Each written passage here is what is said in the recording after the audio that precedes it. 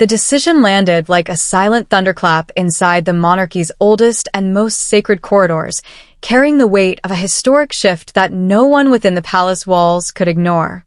It arrived not with the blare of trumpets or the fanfare of a public announcement, but through a single sealed ruling, quietly delivered by the hand of the Privy Council, the historic advisory body that formally guides the sovereign on the most critical constitutional and dynastic matters. With that one signature, Queen Camilla's assumed position around Prince Louis's future inheritance was suddenly and completely stripped of all influence. For years, the delicate balance of palace power had lived behind polite smiles, formal signatures, and carefully arranged seating plans, giving the illusion of a united front. But this time, the verdict was plain, brutal, and utterly impossible to soften, revealing that when it came to the long-term protections of the younger generation, Camilla had no legal or ceremonial authority at all. King Charles held the official folder as though it had become a physical burden in his hands, his eyes tracing the cold, unyielding words that stood as a permanent wall between his wife and the future assets of his grandson. The king understood the profound gravity of this moment because if the queen consort could not advise, redirect, delay, or influence decisions around Louis's inheritance trust, the institution had effectively drawn an unbreakable line. It was not a polite domestic boundary or a temporary arrangement, but a royal lock designed to outlast their own lifetimes. Camilla entered the private quarters expecting comfort, perhaps even a gentle promise that the ruling could be mitigated or rewritten behind closed doors, but she stopped in her tracks before Charles could even speak. She saw the immediate change in her husband's face, the drained silence of a man caught between the woman he loved and the absolute machinery of the crown he wore. The queen consort demanded to know what had transpired, and the king answered with measured, heavy words, confirming that the council had ruled and that palace council would strictly enforce the parameters, ensuring her name would never sit inside the chain of authority for the young prince's estate. Prince William received his own official notice separately, reading the contents with an intense, unreadable stillness that hung heavily in the air. The senior aide standing nearby noticed one crucial detail that instantly shifted the atmosphere of the room. William's name appeared where Camilla's did not, signaling that the future king had officially become the ultimate shield between his youngest son and the quiet pressures of household ambition. Prince Louis was not present in the room, yet his innocent future filled every tense silence and every unsaid thought. Camilla set the folder down with immense restraint, her pride deeply wounded, but something much larger had also been exposed to the inner circle. Someone had pushed this decision to its absolute edge, convincing the machinery of the crown that the young prince needed explicit legal protection right now. Behind the formal language of the ruling stood a family already deeply divided by loyalty, bloodlines, and fear, proving that this was never just a matter of property titles or routine palace paperwork. It was a battle over identity, legacy, and the quiet promise that Louis's place inside the future royal structure would never be shaped by step-parental rivalry. William did not react with a sense of triumph because this was not a victory in the ordinary sense. It was a heavy fatherly duty. Princess Catherine stood beside him with quiet strength, her silence carrying its own powerful warning as she recognized that if one child's boundaries could be breached, the entire next generation would be vulnerable. Camilla felt the sting of humiliation before the world could even catch a whisper of it, sitting in a private room with her gloves still on, asking Charles whether the council had intentionally made her look like an outsider within her own family. The exclusion carried a message sharper than any public headline, proving she could stand beside the monarch at grand ceremonies, but she would remain completely locked out of the direct line's protected future. King Charles struggled in a way no monarch would envy, torn between defending his consort and upholding the sovereign direct line of succession. Palace Council made it ruthlessly clear that Louis's protections were strengthened because concerns had quietly grown that outside household influence could complicate future claims. Catherine noticed what others tried to hide, observing how staff members lowered their voices whenever Camilla approached, as if the ruling had turned her very presence into an unspoken problem. William remained entirely calm, a cold restraint that revealed he had anticipated this exact confrontation and had prepared for it long before the Privy Council acted with such devastating force. To truly understand how this chain reaction began, one must look back to a specific private lunch at Windsor that no one involved would ever forget. It had started politely with polished silverware and careful smiles, but by the end of the meal, William had gone completely silent, Catherine had gone pale, and Camilla had crossed a line that could never be erased. The discussion had turned to long-term planning for the younger royals, and Camilla casually questioned why all royal grandchildren were not being managed through one single unified household framework. That phrase, though sounding reasonable to an outsider, meant a shared system of oversight where decisions could pass through a broader royal office rather than remaining firmly with the direct parents. William heard the underlying ambition, and the silence around the table tightened instantly as he placed his cutlery down and asked Camilla directly whether she was speaking as a grandmother or as someone seeking control over his son's destiny. That fateful hesitation from the Queen Consort became the emotional spark that led to a private memorandum, a confidential written record that Palace Council eventually used to build the legal wall around Prince Louis, ensuring that borrowed power would always stop exactly where the true bloodline begins.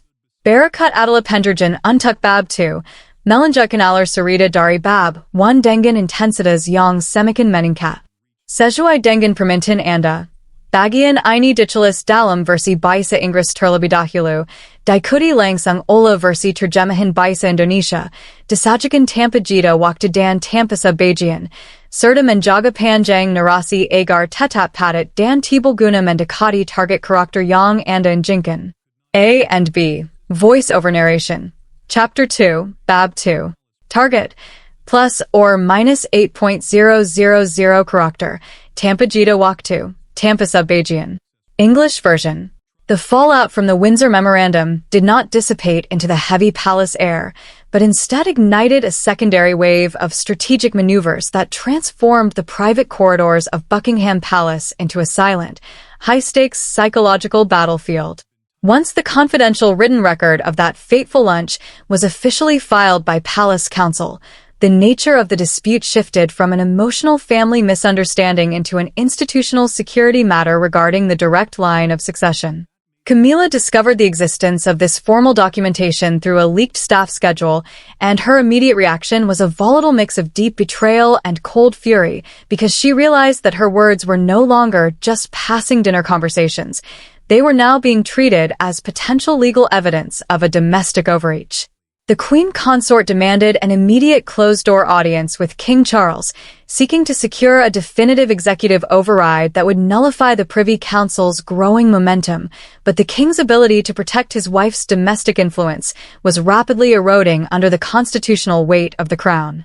When she entered the smaller sitting room, she found Charles staring out the window, looking visibly diminished, carrying the profound exhaustion of a monarch who had spent his entire life waiting for the throne only to find it defined by internal warfare between the woman who shared his bed and the son who would inherit his kingdom.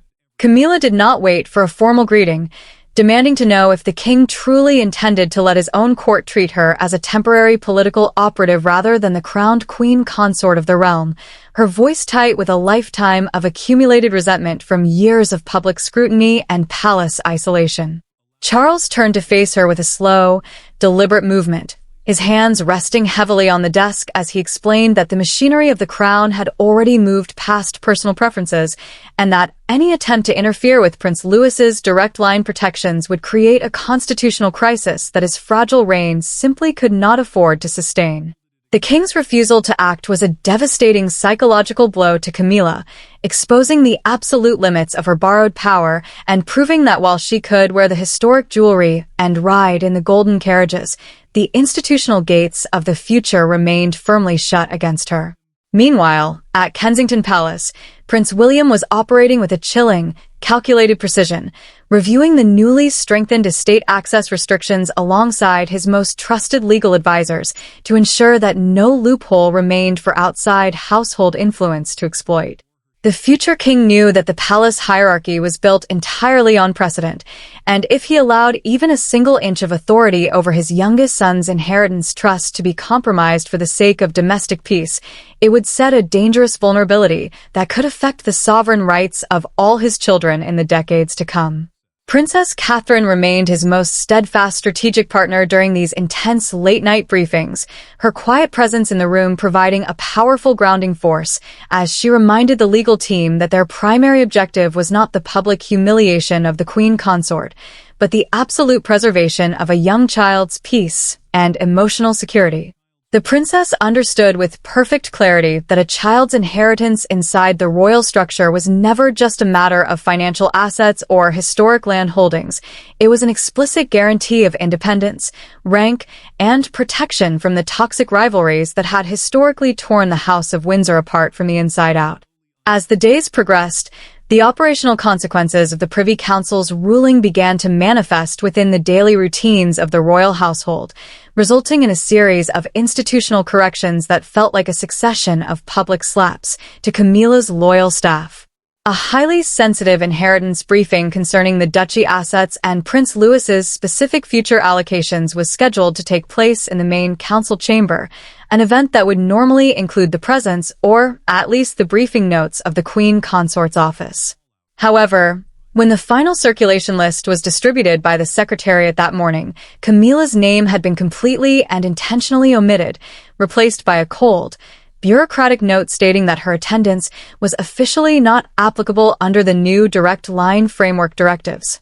The sudden removal of her access sent shockwaves through her immediate circle, prompting her senior aides to quietly voice their alarms about the systematic erasure of the Queen's administrative authority over the extended family's future logistics. Camilla watched from her private balcony as William and Catherine arrived at the palace for the briefing, their faces set in expressions of absolute resolve, walking past the royal guards with the unmistakable aura of the crown's true future. Inside the briefing room, the atmosphere was clinical and absolute, as the approved royal trustees formally locked the archival inheritance files away from the Queen Consort's household framework, ensuring that not even a single administrative query could be made by her staff without triggering an automatic security alert.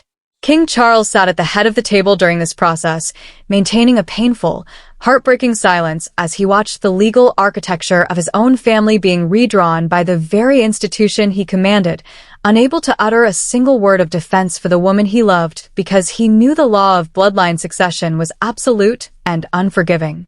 The sheer finality of the operational exclusion forced Camilla to realize that her resistance was no longer just a private dispute with his stubborn stepson. It was a losing battle against the ancient, unyielding framework of the British monarchy itself, an institution that prioritizes its own continuity above any human emotion or marital bond. The silent shifting of the structural foundations inside the palace could not remain hidden beneath the polished floorboards for long, as the final operational exclusion of the Queen Consort rapidly built up pressure until it shattered the heavy silence of the institution. Following the clinical execution of the briefing restrictions, a final personal meeting was demanded between Prince William and King Charles, a face-to-face encounter raw with systemic truth, stripped of any institutional buffer, lawyers, or protective aids. William arrived at Windsor with an unyielding determination, refusing to let the meeting turn into another polite family negotiation or an opportunity to cushion Camilla's wounded pride at the expense of his children's security. The future king stood firmly before his father, making it brutally clear that he would never allow Prince Louis to become a bargaining chip or a political pawn inside the internal power struggles of the household framework. Charles listened with the deep, tragic silence of a father who realized that his desperate desire to give his wife domestic security had run directly into the absolute wall of his son's protective duty.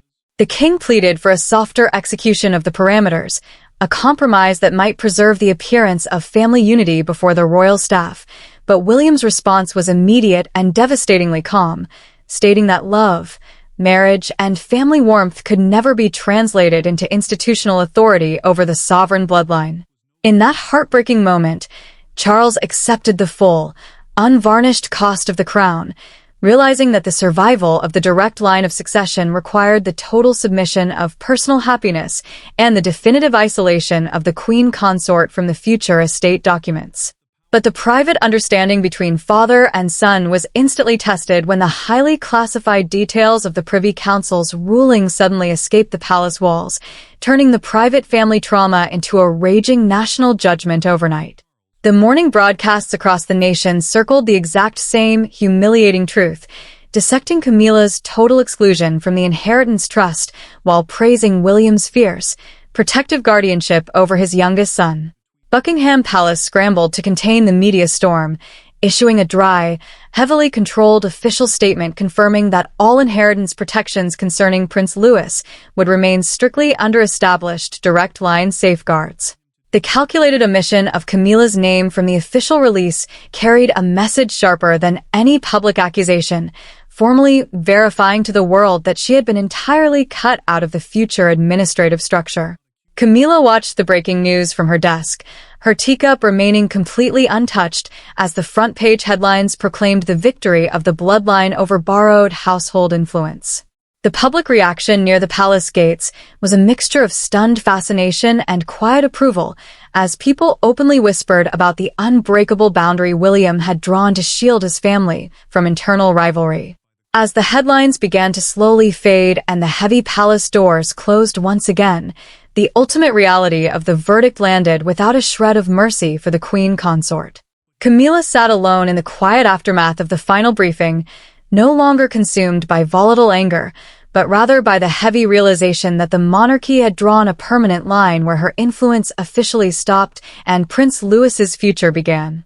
Charles could grieve the internal fracture, William could carry the heavy burden of the institutional line, and Catherine could quietly honor the hard-won boundary, but the crown had delivered its final, unforgiving verdict.